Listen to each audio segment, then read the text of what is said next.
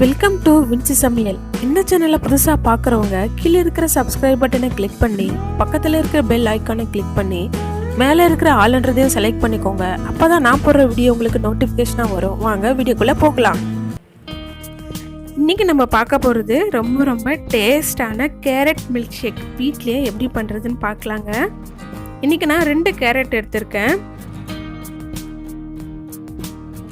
Carrot நல்லா wash பண்ணிவிட்டு மேலே இருக்கிற தோலெல்லாம் எடுத்துடலாங்க.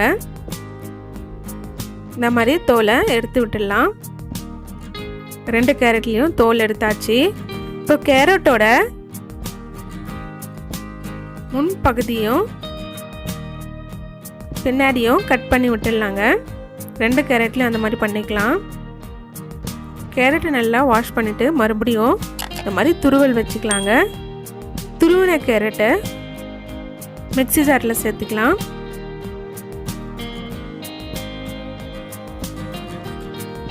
இதோட கொஞ்சம் ஐஸ் கியூப் சேர்த்துக்கலாங்க.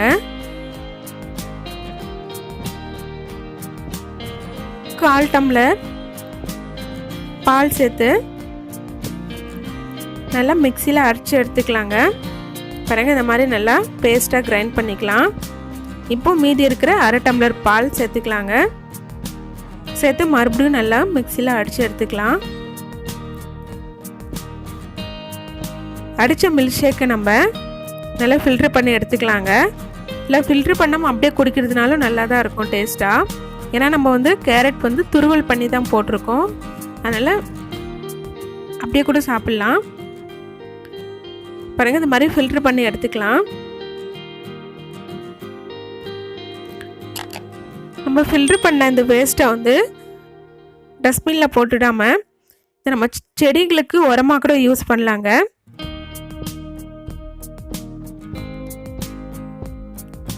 பாருங்க, இதை நம்ம செடிக்கு உரமாக யூஸ் பண்ணலாம். நான் இன்னைக்கு இனிப்புக்காக 1 டேபிள் ஸ்பூன் தேன் சேர்க்குறேங்க. தேன் சேர்த்து நல்லா மிக்ஸ் பண்ணி விடலாங்க.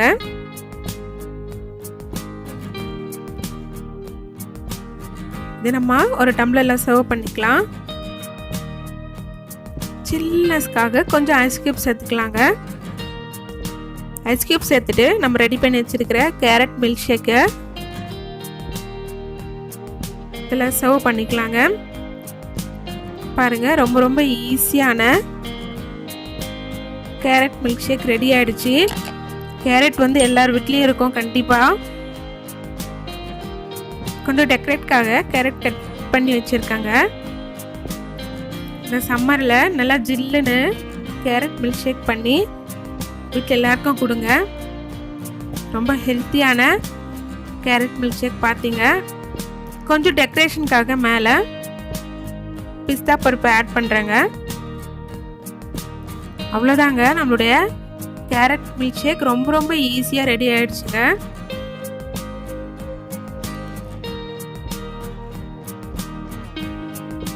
சம்மரில் நல்லா சில்லுன்னு வீட்டில் ரெடி பண்ணி கொடுங்க.